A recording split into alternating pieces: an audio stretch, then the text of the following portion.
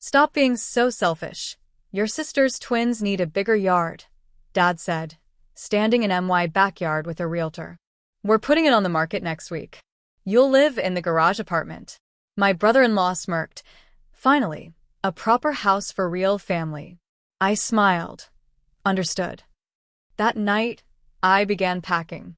Then a text from an unknown number arrived. Don't go. Check the basement. Grandma. What I discovered changed everything. Have you ever had your entire world flipped upside down in a single, gut-wrenching moment?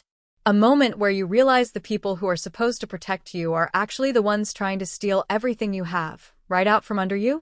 Because that's exactly what happened when my dad showed up in my backyard with a realtor telling me my house was being listed next week. But what he didn't know, what none of them knew, was that a cryptic text from my late grandma led me to a hidden secret in my basement that would blow their whole twisted plan to pieces. And let me tell you, when I finally pieced it all together, my family's true colors didn't just show, they screamed. I still remember him standing there, right in my backyard, acting like he owned the air I was breathing. He had a realtor with him, clipboard, measuring tape, the whole performance. My sister, Tara, hovered by the patio doors, her twins zipping around on their balance bikes. They were all smiling like this was some home makeover show, not my actual life. My dad didn't even bother with a hello. He just pointed at Lily's swing set, my daughter's swing set, and practically barked, "Stop being selfish. Your sister's twins need a bigger yard." The realtor nodded like that was a perfectly normal thing to say, something that belonged on official paperwork. Dad kept going, his voice loud enough for the neighbors to hear. "We're listing it next week. You'll stay in the garage apartment." Then my brother-in-law, Kyle, actually laughed. He didn't even try to hide it. He looked around my backyard like it was already his and sneered. Finally, a real house for real family. My 8-year-old daughter, Lily, was on the back step, clutching a paper snowflake she'd meticulously cut for the kitchen window. She'd been so careful with it, her little fingers still covered in glue dots. And this is what absolutely tore me up. She didn't cry. Not a single tear. She just folded that snowflake in half, pressing it against her chest like she was trying to make herself smaller, like she was the thing that took up too much space. My throat went tight. My hands turned to ice. I wanted to explode. I wanted to scream, "Get out of my yard!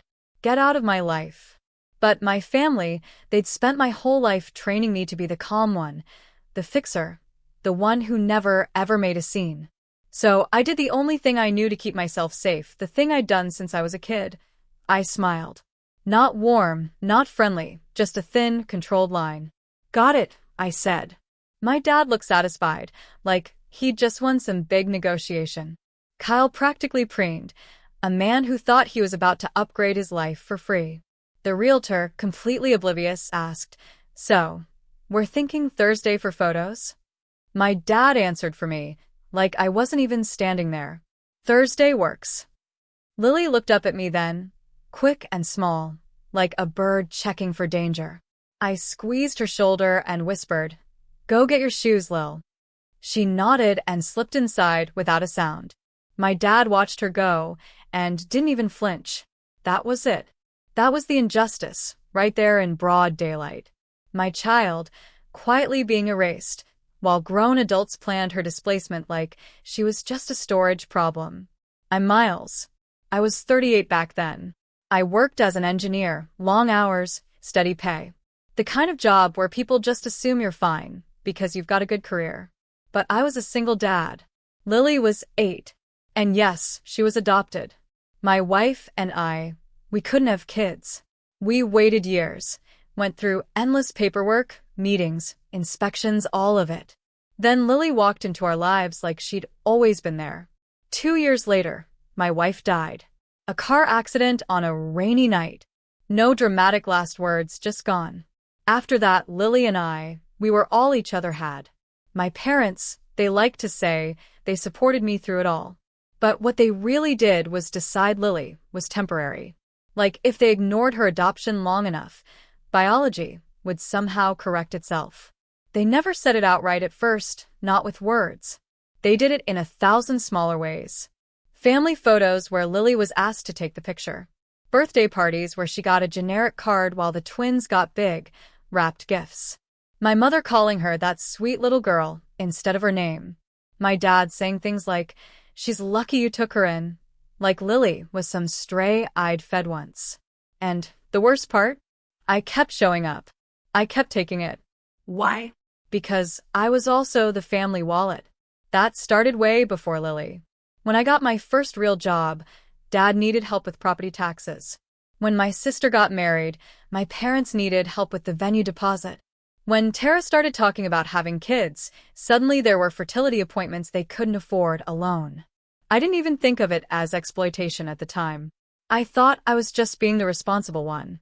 It added up, quietly. $250 here, $600 there. A short-term loan that never came back. A credit card I paid off because it was hurting Dad's score. A contractor deposit I covered for now.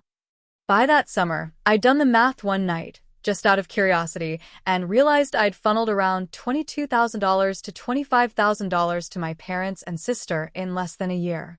And the entire time, Lily was being treated like a guest who'd overstayed her welcome.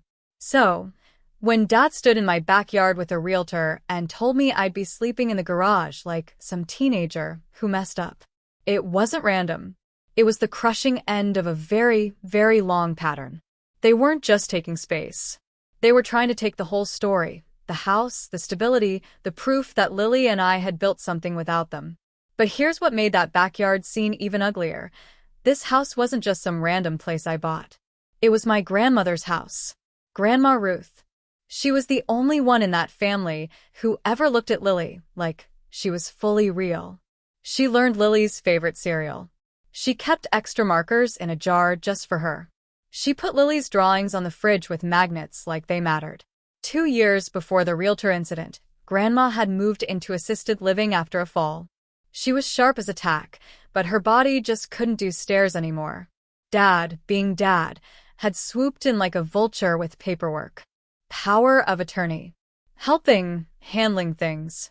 He convinced Grandma to let me and Lily live in the house temporarily because he didn't want strangers renting it. I paid the bills. I repaired the roof leak. I replaced the water heater. I kept the garden alive because Grandma loved that garden. Dad still called it the family house. Not Grandma's house, not my home. The family house, which really meant the house they planned to use whenever they felt like it. That afternoon, as the realtor walked around, Tara's twins rode their bikes right through Lily's chalk drawings on the patio. One of them actually looked back and said, "Oops," like it was funny. Kyle just shrugged. "We'll redo all this anyway." Lily's chalk drawing was a little city. Roads, stop signs, tiny stick figure people holding hands. She'd drawn one tall person and one small person and labeled them me and Dad. The bike tires smeared the word Dad into a gray streak. I watched Lily's face through the kitchen window. She didn't make a sound. She just picked up her snowflake and set it on the counter, like she didn't know where to put herself anymore. I should have known then, right at that moment, that if I didn't stop this, I would spend the rest of my life watching my kid learn that love was conditional and space was something you had to earn. That night, after they finally left, I did exactly what I said I would.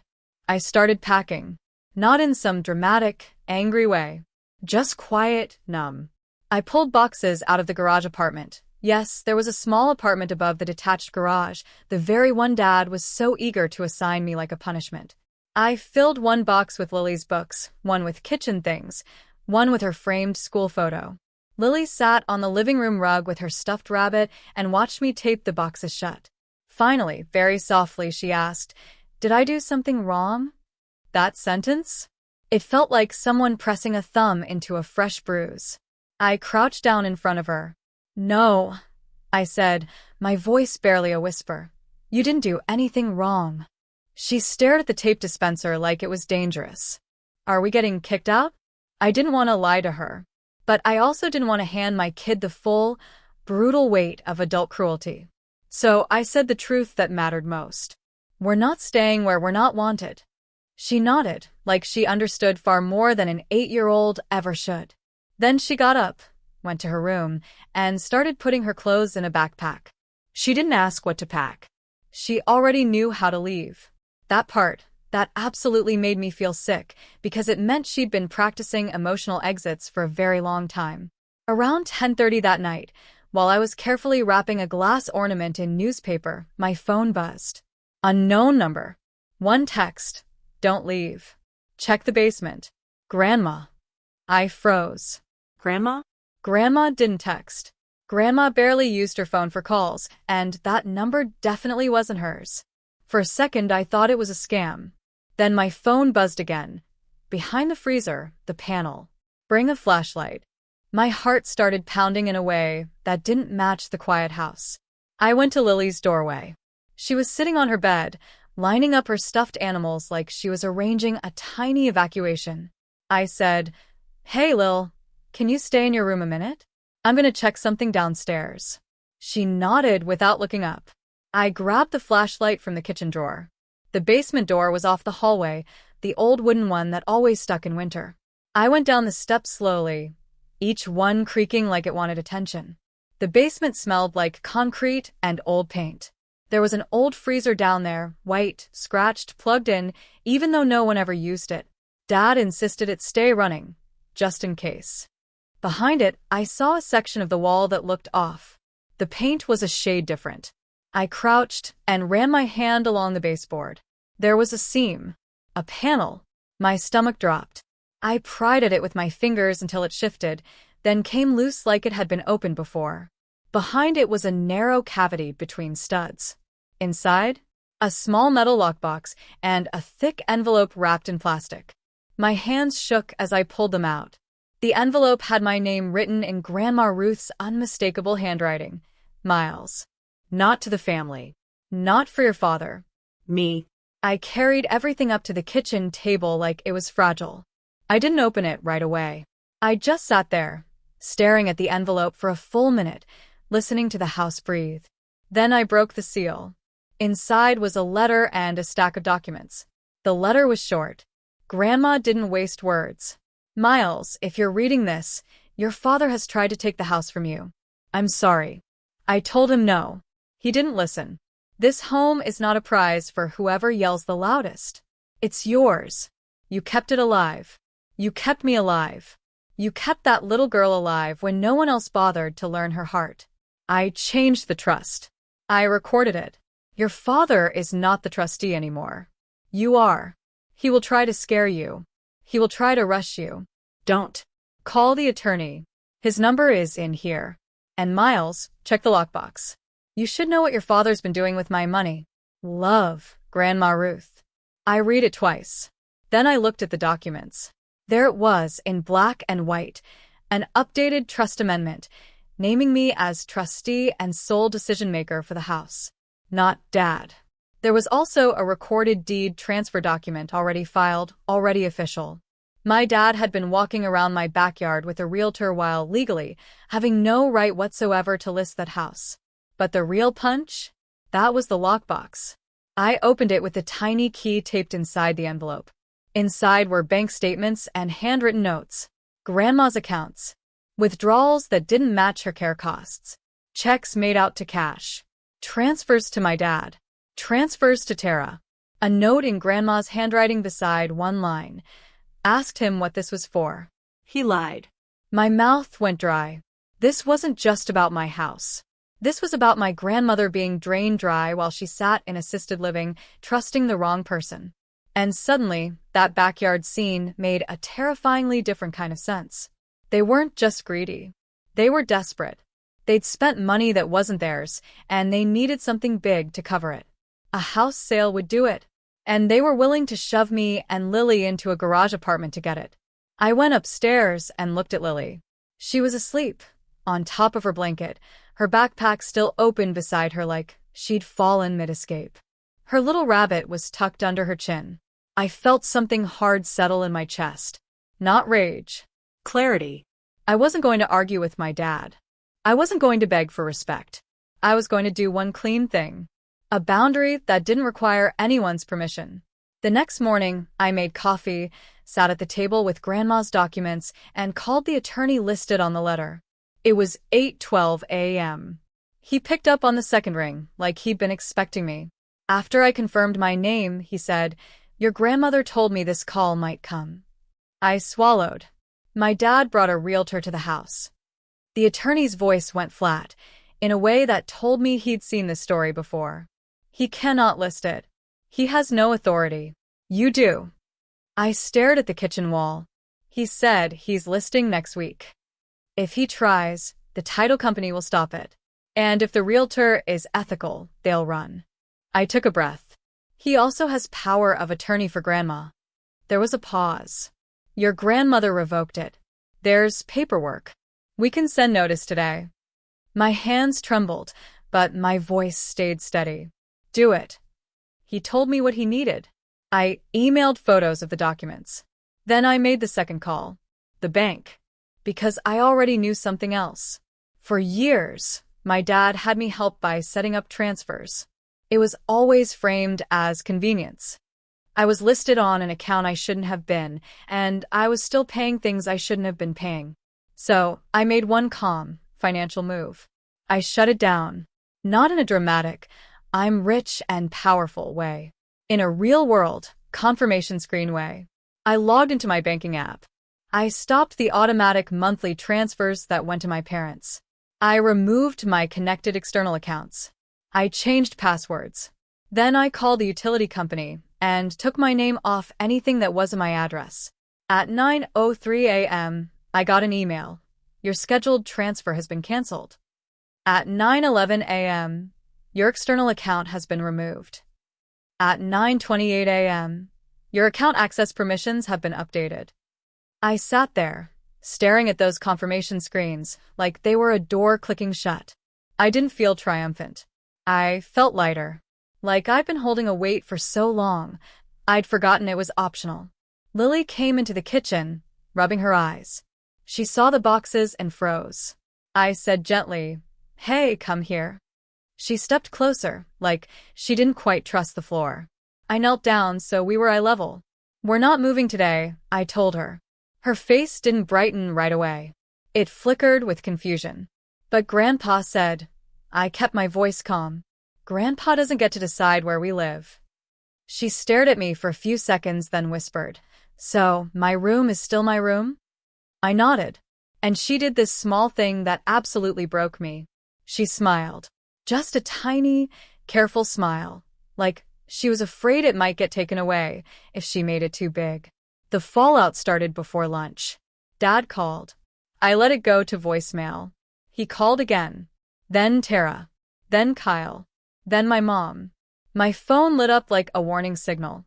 Finally, a text from Dad. "Why are the transfers not going through? Call me now." I stared at it for a second, then typed one sentence. "I'm not funding a family that treats my child like she's not real." I didn't add emojis. I didn't add explanations. One boundary. Clean. Dad responded immediately. "Don't you dare bring Lily into this. This is about the house." I almost laughed. Because, of course he said that. The house was always the excuse, the real issue, the adult matter. Lily was always the inconvenient detail. They showed up at 2:15 p.m. No call, no warning. Dad's truck in my driveway like a statement. Tara's SUV right behind it.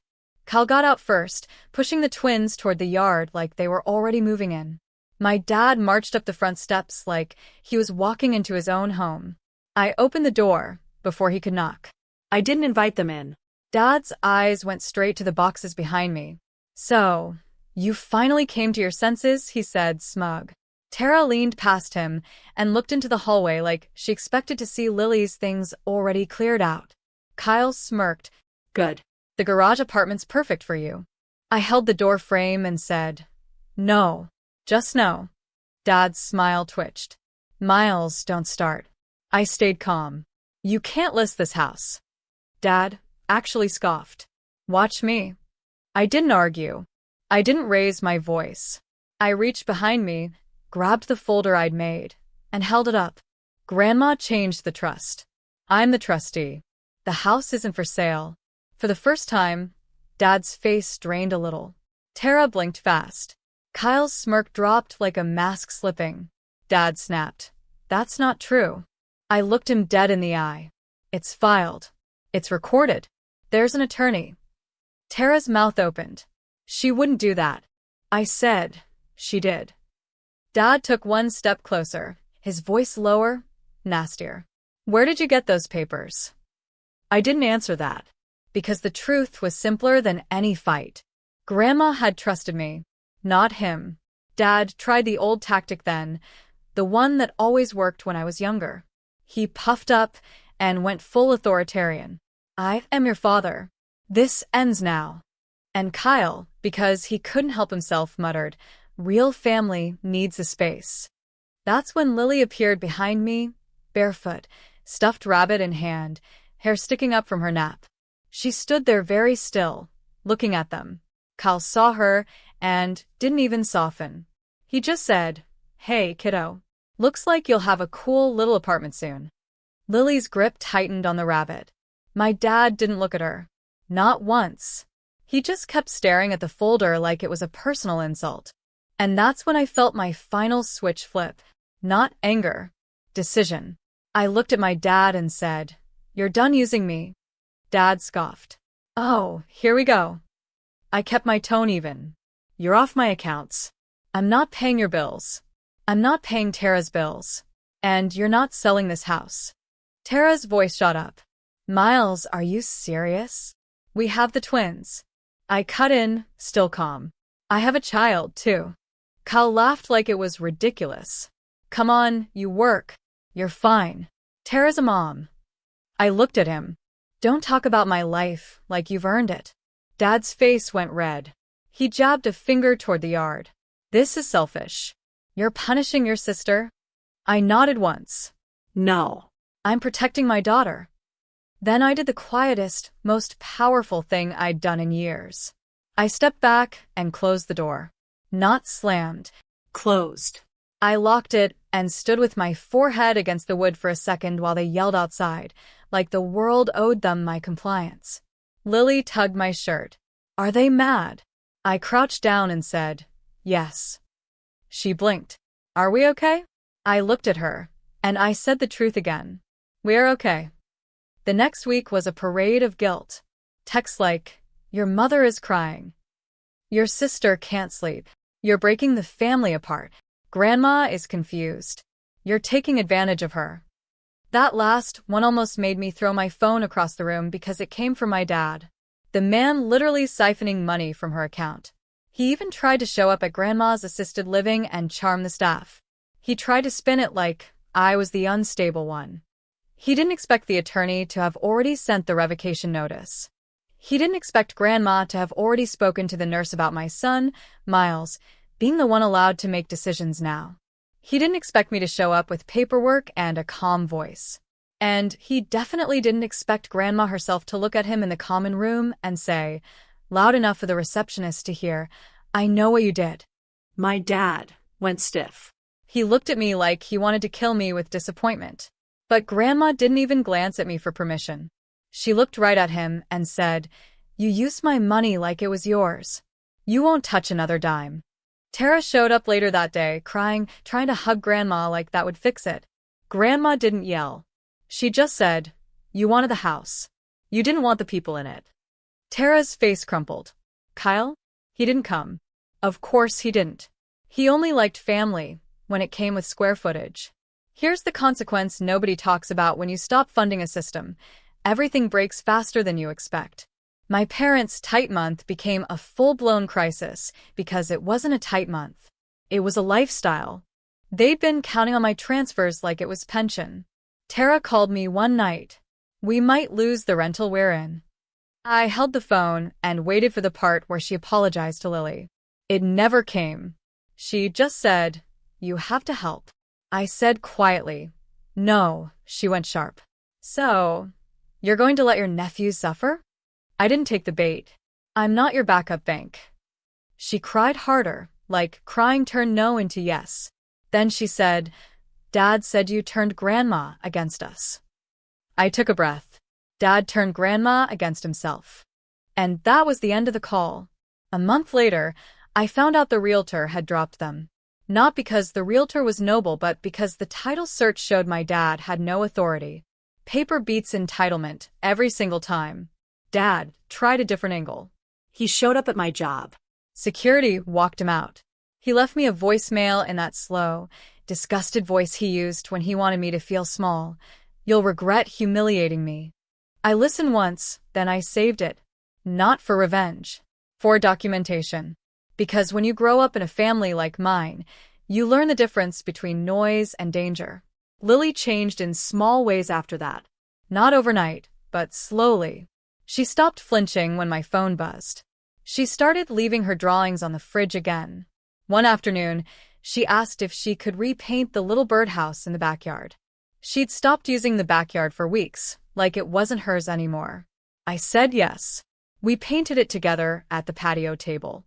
Purple roof, yellow sides, a crooked heart on the front because her hand slipped. Grandma came over on a Sunday once she was stable enough. Walker, winter coat, determined as ever. She sat in a chair with a blanket and watched Lily paint. Lily looked up and asked, "Do you like it?" Grandma smiled and said, "It looks like home." And Lily smiled bigger this time. Not careful. Real. That spring, I did one symbolic thing that felt like closure without being petty. I planted a small tree in the backyard. Not a huge one, just a young maple. Lily helped dig the hole. Grandma supervised like a foreman.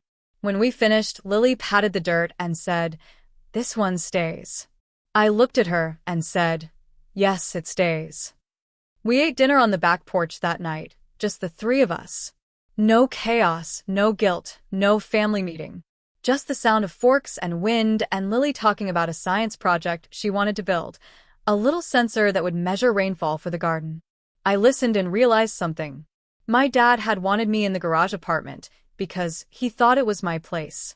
Small, out of the way, useful when needed. But Lily and I didn't belong in an accessory unit behind someone else's ego. We belonged in the center of our own life. And the house, Grandma's house, my home, finally felt like it again. Not because the walls changed, but because the boundary did. By the time the next Christmas rolled around, there were no invites from my parents. No fake apologies.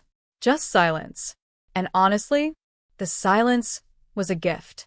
Lily and I decorated our own tree.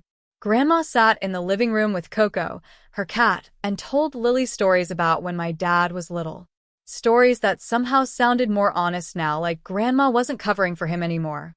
On Christmas morning, Lily opened one present that was just a pack of fancy markers and a sketchbook.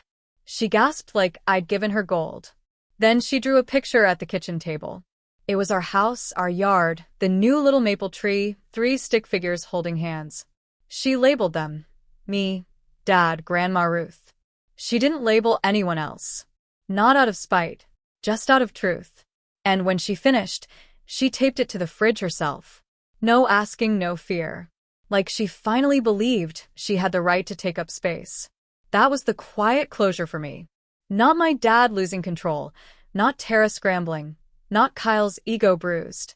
Just my child standing in her own home, putting her picture where it belonged, and knowing deep down that nobody was going to make her pack a backpack in the middle of the night ever again. What about you? Have you ever had to stand up to your family when they crossed a line? How did you find the strength to do it? I really want to hear your stories in the comments below.